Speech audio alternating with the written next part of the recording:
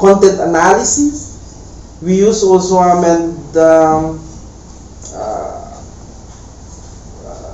historical analytical approach, mainly from document. So mainly the main objective in order to enrich those conducted elite interviews. So as I said, roughly more or less almost 1 year. So roughly 10 or almost 1 year. 1 year. So we managed to complete the research. So then what we come up? So in our findings, so we found the Bangsamoro moral governance advocated by the chief minister. So it has 10 elements. So before I will tell those elements, there's a lot of definitions about issues. What does it mean, moral governance in short? So a lot of definitions, but if you see, but this one, the definition is already, was already defined. Then we adopted that one. It was already in the Bangsamoro the administrative code. So which defined that moral governance. A set of rules, practices, and processes completely devoid of all the evils of graft and corruption, and explicitly driven by the moral principle of utmost dedication, devotion, honesty, justice, and integrity. You can see that in section 3 of the Bangsamoro Administrative Code 2000.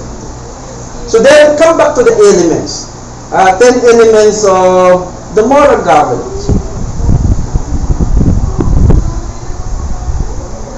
So one of the elements of the moral governance is belief,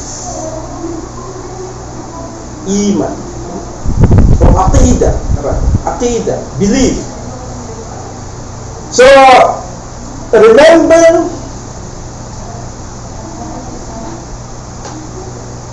the intention for the Bangsamoro moral governance is to eradicate or to minimize the corruption in our society in general, of course, in the BAM region in particular. That is the main intention for that. So because of that intention, so that's why each element, for example, belief, so we divide it into 3 subtopics.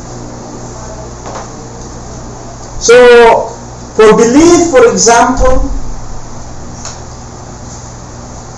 so we discuss 3 things.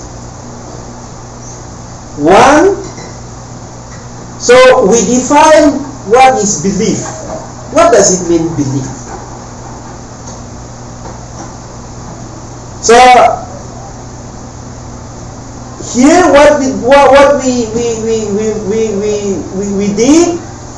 So we try to discuss the belief from the 3 communities: the Muslim, the IPs, and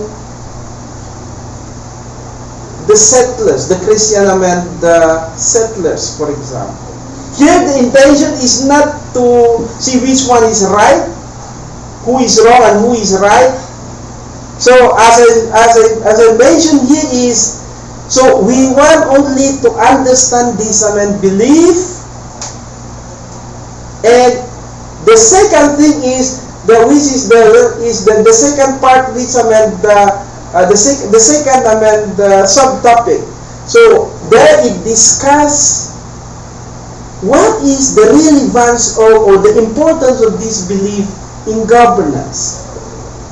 See, first we discuss the belief. Second, we discuss the importance of this belief in rooting out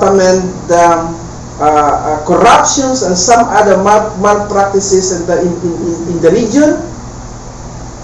And of course, the third one is we discuss the indicators.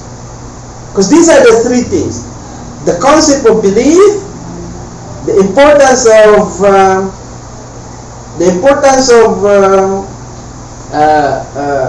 belief in addressing the issue of corruption and some other malpractices in the society, the problem that we are facing, and the third one, indicators, because